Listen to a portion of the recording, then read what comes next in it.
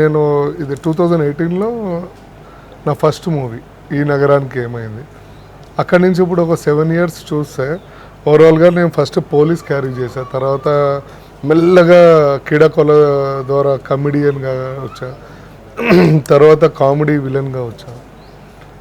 ఇప్పుడు ఫుల్ విలన్గా చూపించడానికి నన్ను అనిల్ విశ్వనాథ్ గారు అండ్ నాని డైరెక్టర్ గారు ఇద్దరు ఎంకరేజ్ చేశారు. కానీ నేనే అనుకోలేదు నేను అంత బాగా చేయగలుగుతానా అని. అంటే నా పైన నాకు నమ్మకం తక్కువ, పక్కన వాళ్ళు నమ్ముతాను నేను బాగా.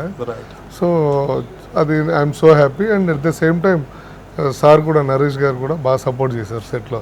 జీవన్ నవ్వుపిచ్చా అంటే నాకు ఎవడన్నా గెలుతుంటే నవ్వు వస్తుండే. నేను పెద్ద సీరియస్ డైలాగ్ చెప్పాలంటే వీళ్ళంతా పక్కన వైవార్షను గెటప్ సీన్ ఏదో అనివారు, టక్మ నేను 1.5 page డైలాగ్ మర్చిపోయి ఆయన నవ్వేస్తుండేవాడు. నాకు మామూలుగా మీరు మామూలు చిన్న జోక్ వేసినా నవ్వుతాను అంత, అంటే పక్కన నవ్వుపించడం అలవాటు అండ్ నేను నవ్వు తీసుకోవడం అలవాటు. సో వాళ్ళు ఇట్లా గెలుతుంటే అనిల్ గారు, నాన్నగారు జీవో గట్టి గట్టిగా అరుపులు మైక్లో. అక్కడ 200 మంది ఉన్నారు.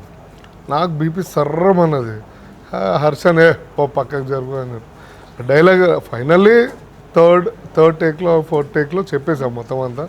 ఓ చాలా బాగా చెప్పారు నువ్వు అది అని అన్నారు. I'm so happy. బట్ ఏంటంటే నా మైనస్ పాయింట్ ఎవడు గెలకూడదు నన్ను.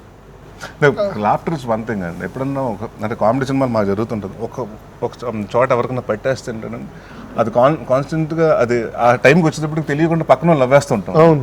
సో ఈయన ఫస్ట్ టైం ఈయన చేసినప్పుడు ఈయన నవ్వేసాడు, సెకండ్ టైం, థర్డ్ టైం ఈయన నవ్వపోయిన మీ అంతా నవ్వేయటం స్టార్ట్ అయింది.